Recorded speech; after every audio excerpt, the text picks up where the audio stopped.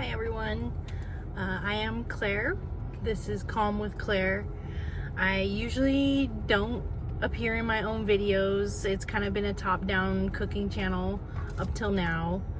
It's been about a year since I posted, and it's always been on my mind to pick it back up, and I am going to be doing my best to do that.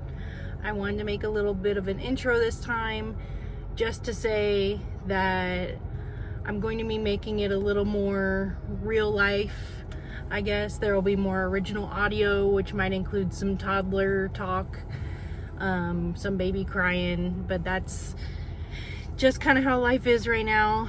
I wanted to make it a little more palatable for me to manage to produce, edit, and actually get videos out. It still will mostly be cooking videos. It won't necessarily be super rigid recipes, but it might be more like meal prep or just, hey, I'm throwing this together, or something along those lines, just to make it more palatable both for viewing and for creating. I'll also be finally working on my personal vlog channel, which will be more of a personal journey, just like what we're doing in the garden, on the property. Also part of my postpartum like weight loss journey, things like that, and just going through life things. But that'll be linked below, and then that'll be called Claire's Really Doing It. But just to kind of separate the two types of content, since I don't want to overwhelm people who only are interested in the cooking with all of my personal mumbo jumbo or anything like that. So you'll also notice the video was filmed like months ago at this point, so I was still heavily pregnant. I've since had my daughter. Right now, today is July 9th. She's about 5.5 weeks old, about to be 6 weeks old. So it's been a hot minute since I edited the video. I'm adding this obviously much later so that I can kind of ease into changing the style of content it is, or the type of video it is, without totally just blindsiding everyone. Not that, you know, we have a huge viewership right now or a huge following, but maybe one day. But just as a disclaimer that things will be changing a little bit. It'll be a little more organic, I guess, as far as how much editing I have to do, and not so much voiceover, but maybe more original audio, which might include the background noise of having kids and life in general. But anyway, thank you for watching regardless, and I hope you continue to enjoy my videos and continue to watch them moving forward. And if you're interested in more of the lifestyle or like weight loss things or postpartum things or life in general things, you can follow my other channel, which I'll link below. Thank you.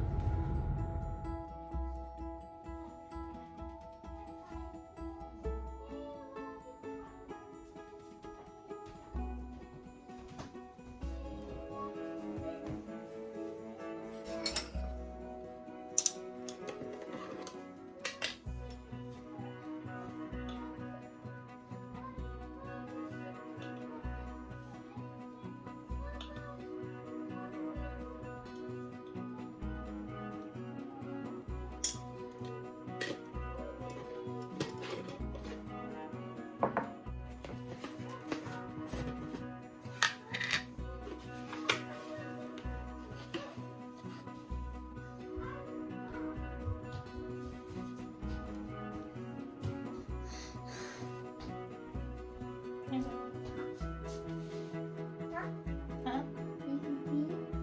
Say hi. Oh, goodness. Oh my goodness.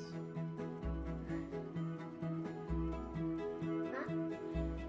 What's up? Yummy coffee for you. Oh, yeah, yummy coffee for me.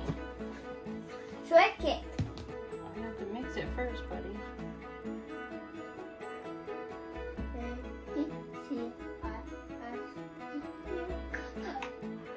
No.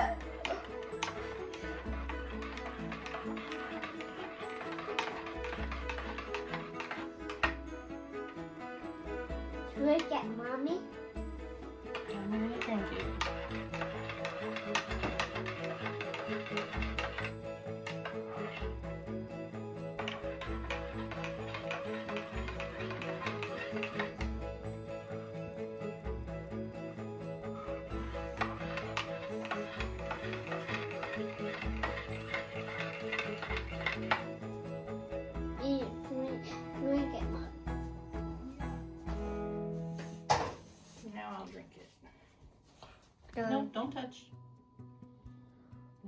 Somebody paint a picture.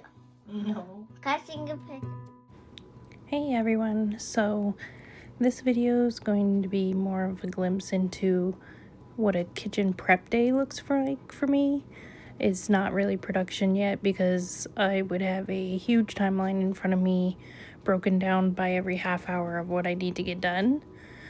Kitchen prep for me is anything from prepping dry mixes to ingredients or testing recipes, and it almost always starts with making my coffee and then writing out a brief list of what I need to get done. I do operate a cottage bakery, so these are kind of the more relaxed days where I just get the little things done. That way when I'm in full production mode, I don't have to stop to, chop up something or make a dry mix from scratch or kind of interrupt the flow of work, just because making breads and bagels and sourdough especially, the timeline is really sensitive. So this is kind of how I prepare for that.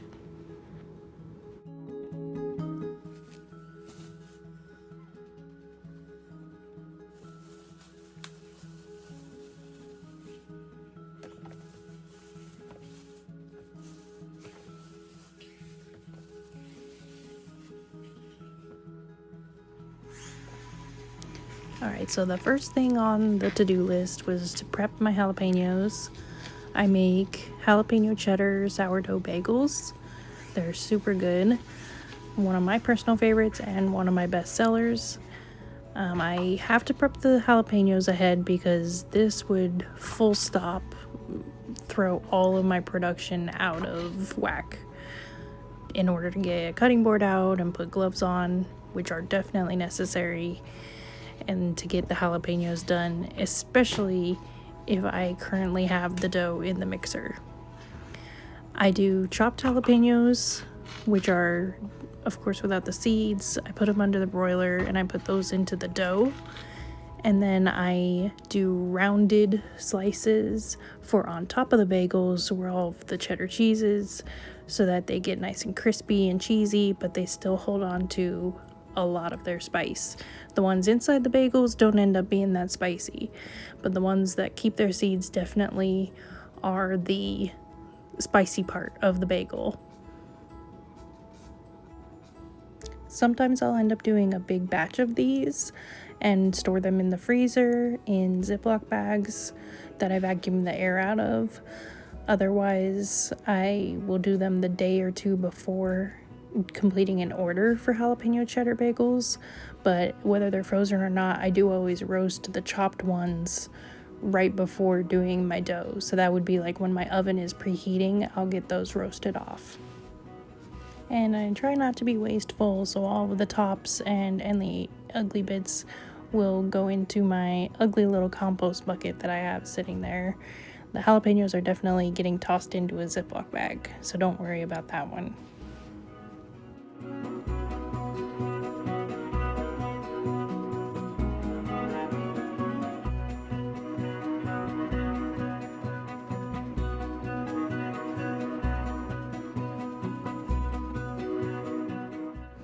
This is probably my second biggest prep item, which is dry mixes, specifically for the sourdough bagels that I make, because I do weigh out my bread flour for each individual batch. These deli cups are a lifesaver and a half because they just barely fit one batch's worth of dry mix. And then to this, I only need to add my sourdough starter and water when I go to mix the doughs. So this is a huge prep thing for me because, one, the bagels are one of my best sellers no matter the flavor, and two, it is much easier not to have to stop and weigh out a mix every single time I'm starting a batch, especially when I have to start batches only a half an hour apart from each other.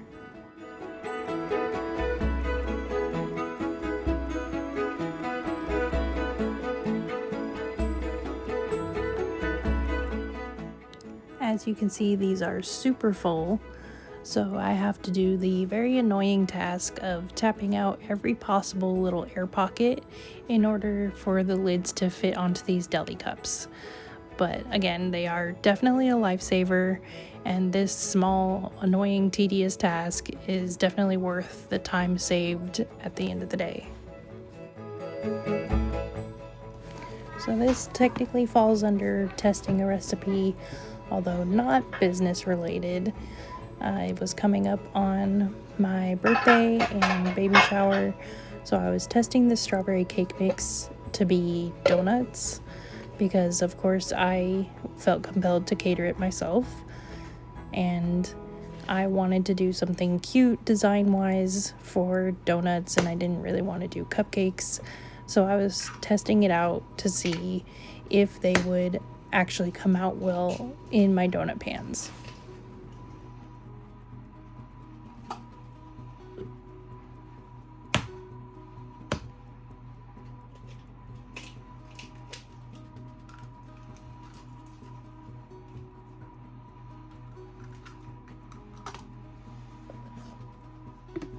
So per the cake mix instructions, it's 3 eggs. I think I replaced all of the water with milk, and then I replaced the oil with applesauce.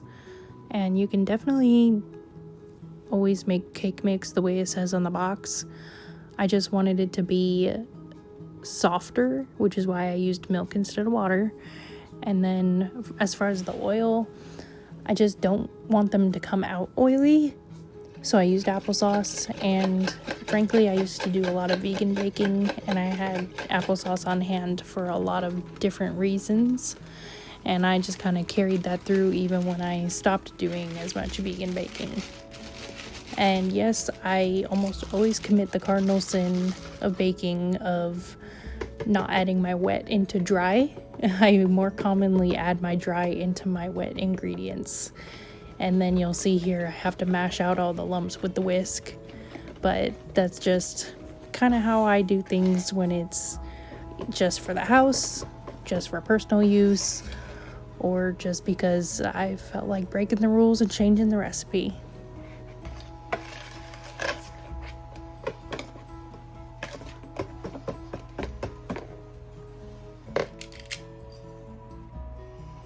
Usually when I do anything in my donut pans, I will use a piping bag, but for this I wanted to have some amount of measurement as far as, oh, there's exactly this amount in each one. So that's why I used my drop scoop. I believe it's a 2-ounce drop scoop that I used, just because I was going to be catering an event, even though it was a family and friends event. I couldn't help myself but make sure that I had some exactitude to the donuts, especially because I was testing to see how they would come out at all before committing to the idea of doing donuts instead of cupcakes.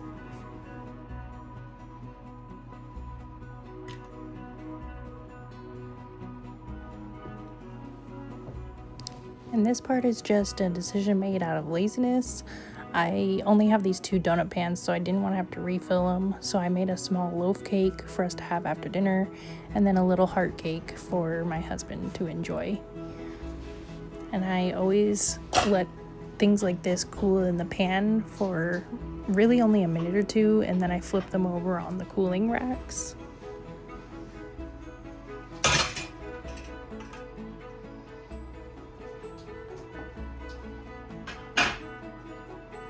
So they came out really light and fluffy, but when I flipped them out of the pans, I noticed that they did brown pretty significantly for something that's supposed to be cute and pink.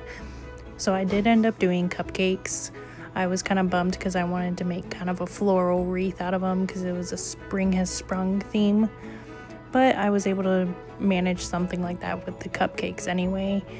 And regardless, they came out delicious, so no one had any complaints with that. But this kind of wrapped up my prep day. I was super pregnant, so I was exhausted, but that's it.